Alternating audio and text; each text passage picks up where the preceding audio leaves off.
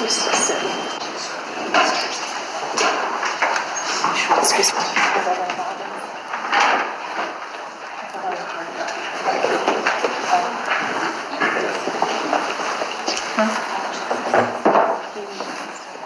No session. Never mind.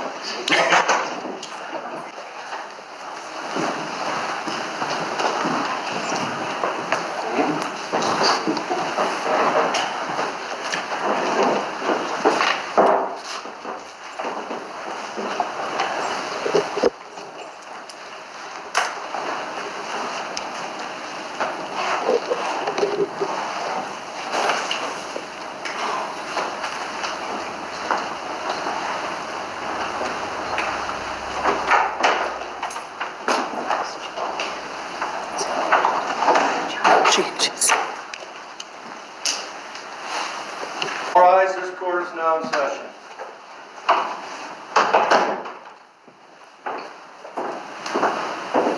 Thank you. Please be seated.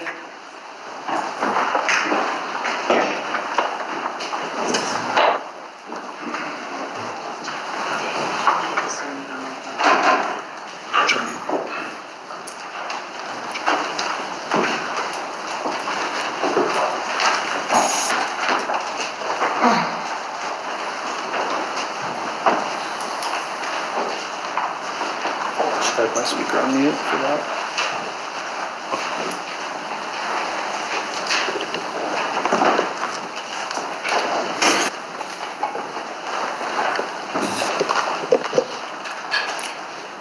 All right, we'll be on the record. This is case CR 22-21-1623, State of Idaho versus Chad Guy Daybell. Mr. Daybell is here represented by counsel Mr. Pryor. The state is here today with their prosecutors, I believe. Ms. Smith, are you making argument today on the case? Yes, Your Honor. All right, Rachel Smith will be providing argument. This is the time scheduled on a motion hearing. In this case, there was a order of the court that was entered in regards to the location for the trial in this matter, which the court determined would be in Ada County. Thereafter, the court requested additional time to present information on a request to sequester a jury and transport them to Fremont County under Idaho Code 19-18-16. The matter has been set for hearing on multiple occasions and continued and is now scheduled for hearing today. So at this time then, I'll ask the parties if they're ready to proceed. Ms. Smith, are you ready to proceed on your motion? And we'll style this as a motion to reconsider the court's decision. Are you ready to proceed with argument? Yes, Your Honor. All right, Mr. Pryor, are you ready to proceed?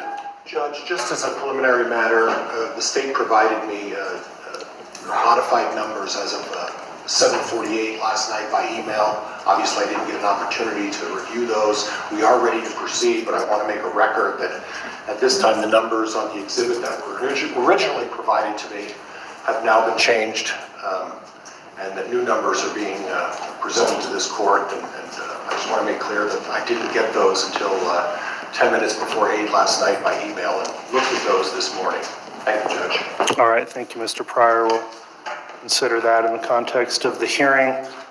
For those that are in attendance of the hearing today, I'll just note that we did issue an order governing courtroom conduct, and that will be in effect and enforced. So cell phones are to be turned off during these proceedings. If we hear a cell phone go off, then expect it to be confiscated pursuant to the court's order.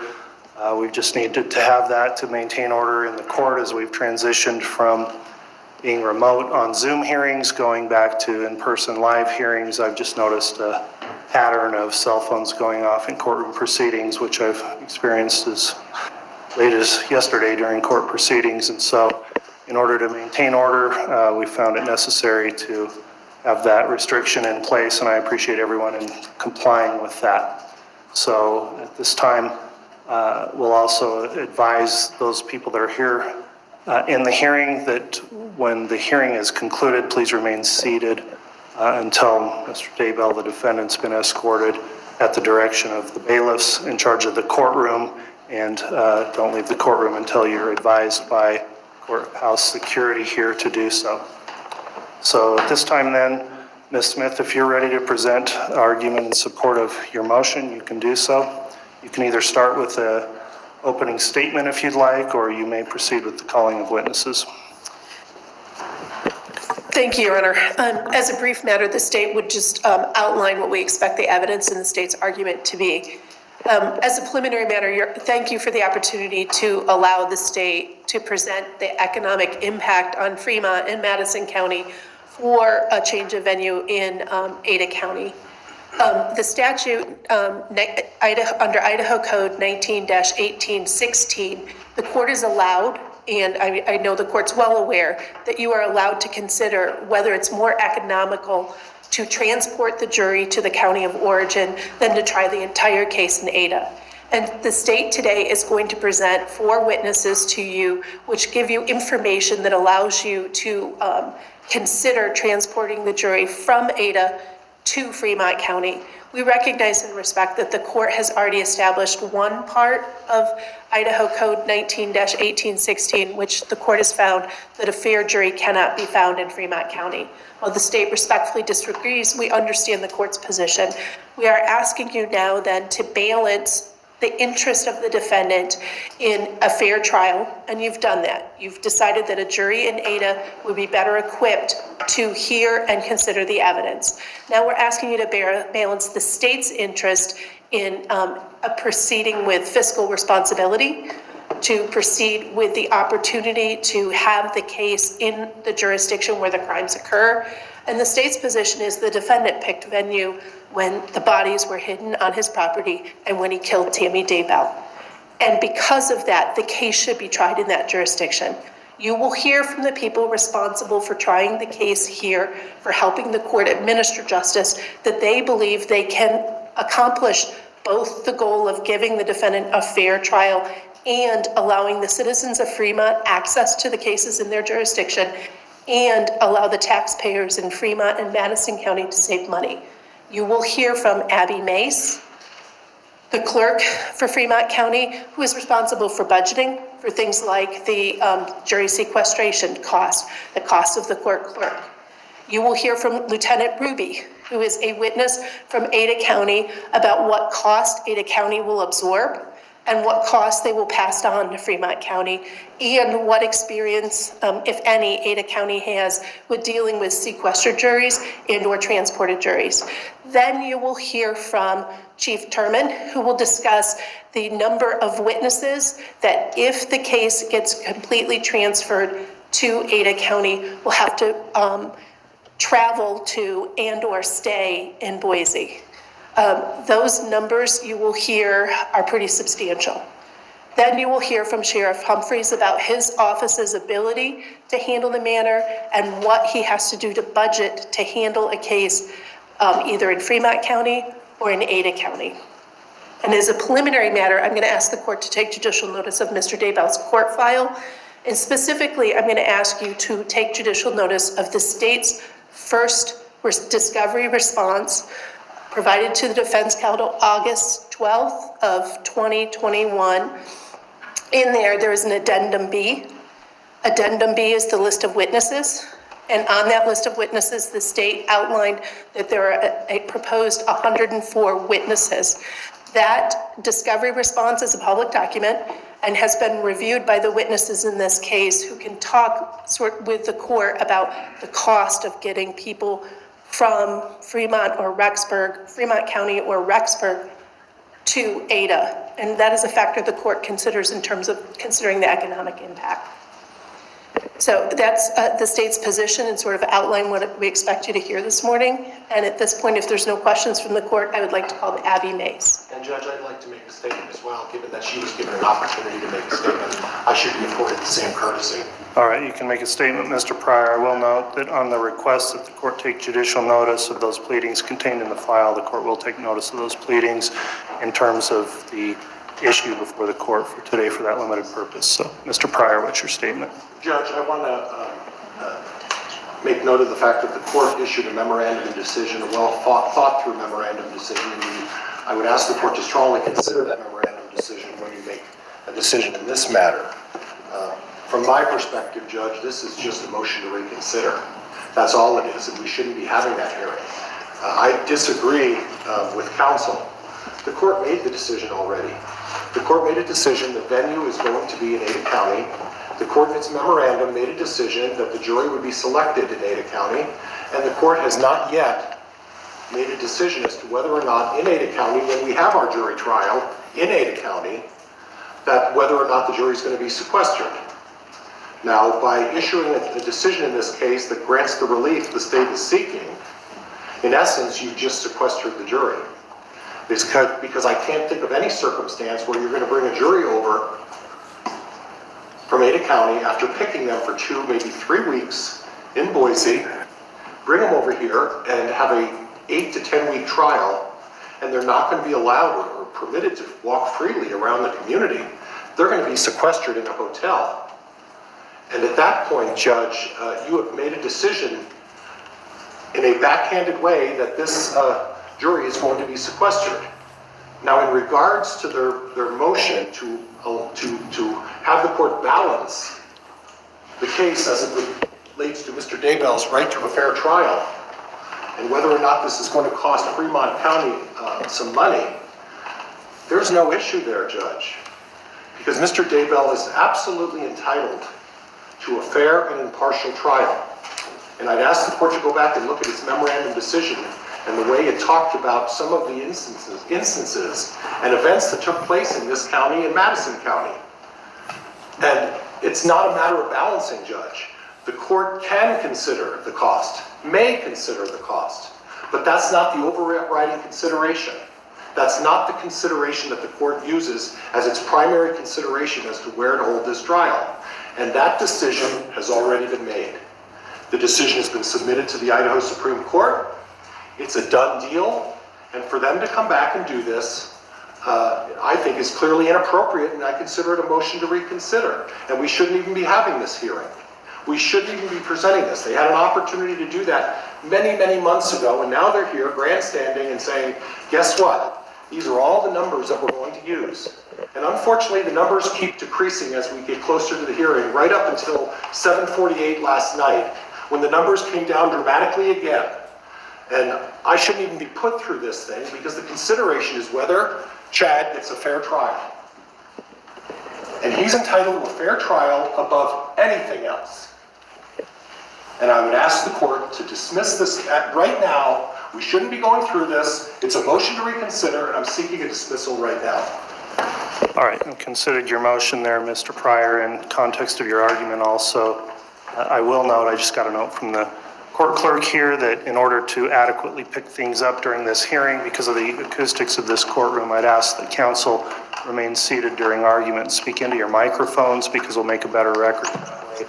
So I want to address a couple of points that were raised there. First, it is true the court issued a decision on October 8th, 2021, and in that I considered not only the transport of the jury request made by the state under the code we've mentioned, but also would note the state had previously filed a separate motion to sequester the jury. That was filed on September 29th. In the order that was issued, I'll just read what the order stated, that says, for the reasons stated below, the court denies the request to transport the jury from another county to Fremont County and will reserve ruling on the motion to sequester until such motion can be heard. Now, the motion to sequester has not been noticed for hearing and is not the specific motion being heard today, although as Mr. Pryor's indicated, I think it comes into consideration when determining how this case will be tried, when and where it will be tried. In the context of when this order was issued, the court did, in a subsequent hearing, discuss this issue, and I think I left the door open for further consideration of this issue for a couple of different reasons. Number one, the trial either had not been set out or was set out so far in the distance that I thought any numbers we were looking at could conceivably change. And given what's happened with a lot of costs, in fact, gas, et cetera, since that time, certainly does change and factor into where we're at. Secondly, at the time we were operating under COVID restrictions. There were questions about how trials could even be conducted, whether we had to have social distancing, whether we had to wear masks. Those were all things that were evolving pretty much on a week-to-week basis by administrative orders. And so for that reason, I also thought that the timing of considering this with the trial set where it was is something that I would allow the state to present further argument on if they wanted to present further argument. So for those reasons, Mr. Pryor, your motion to dismiss the state's motion at this time is denied, and I am going to consider that. However, now that the trial is set, we're in proximity to when that's going to happen. I think this is the time when the state needs to present whatever evidence it's got in support of this argument. The court does need to make this determination so that all parties are prepared, as well as any facilities we're going to be using to conduct this trial. And so today's the day for presentation of evidence, and I will allow it to go forward. So on that basis then, Ms. Smith, if you'd like to call your first witness, you may. And I ask counsel to speak into the microphones to make sure we make a record of this proceeding. Thank you, Your Honor. The state will call Abby Mace, who is appearing by Zoom. The parties have stipulated that a couple of witnesses may appear by Zoom, and the court has entered that order. Ma'am, Ms. Mace? Yes. Your Honor, may I proceed? She'll need to be placed under oath. I wanted to make sure. Ms. Mace, can you hear me okay? Yes, I can. All right, and when Ms. Smith was just talking, you hear her as well? Yes. All right, if you'd please raise your right hand, I'll have you placed under oath. Do you solemnly swear or affirm the testimony you will give in the pending cause will be the truth, the whole truth, and nothing but the truth, so help you God? Yes. All right, thank you, Ms. Mace. Ms. Smith, you can inquire. Thank you. Ma'am, if you could state your name and your occupation for the record. My name is Abby Mace, and I am the Fremont County Clerk. And what are the responsibilities of the Fremont County Clerk? As the Fremont County Clerk, one of my main responsibilities is the budget officer for the county to make sure that the county stays in good fiscal responsibilities. And I also oversee the courts. When you say oversee the courts, specifically who do you oversee? Court clerks, excuse me. No problem. And does your budgetary responsibilities, does that include the budget for the court clerks? Yes, it does. All right. And what other responsibilities do you have, just briefly? I'm also the auditor and recorder and over elections, indigent. I wear several hats, clerk to the commissioners. And is your position an elected position? Yes, it is. Okay, when were you elected? I was appointed in August of 2020. Excuse me. Yes, of 2000. We're in 2020 now. A little bit of difference. So just so I'm clear, you were appointed in 2000, and then you've stood for election since then. Is that correct? I have. Okay. And part of your responsibilities, just so I'm clear, is to oversee the court clerks. Yes. All right. Now, in anticipation of today's hearing, did you review and research projected costs to Fremont County court system for the work done by the court clerks if the trial for Chad and Lori Daybell were to be completely moved to Ada County? Yes, I did. And as part of your research and your review, did you work with the state to develop an exhibit that would aid you in your testimony? Yes. Okay. And did you help create this actual exhibit? Yes, I did. All right. And I have it marked as State's Exhibit number 4. Do you have a copy in front of you? Yes, I do. Okay. And would using this exhibit aid you in explaining to the court your opinion, your findings, and your numbers? Yes. Your Honor, I'd move for the admission of State's Exhibit number 4. Prior, any objection? Judge, I think there needs to be a little bit more foundation. I agree. If you'd lay some additional foundation. As part of your research on creating Exhibit 4, did you do research on the exact cost for things like housing? Yes, I did. Did you research the cost for housing of witnesses? Or of personnel, I'm sorry? Yes, I did. Did you research the cost for transportation and mileage for your personnel? Yes. Okay. Did you explore the cost that the court would have to do to pay for public defender services? Yes. Okay. And those would be parts of the exhibit, parts of those research, and that those numbers would go into your determination of what budget request to make, correct? Correct. And parts of Exhibit 4 are items that you will need to use to submit for budget and findings, budgets and requests for budgetary compensation from the Fremont County Courts, Fremont County Commissioners. Yes.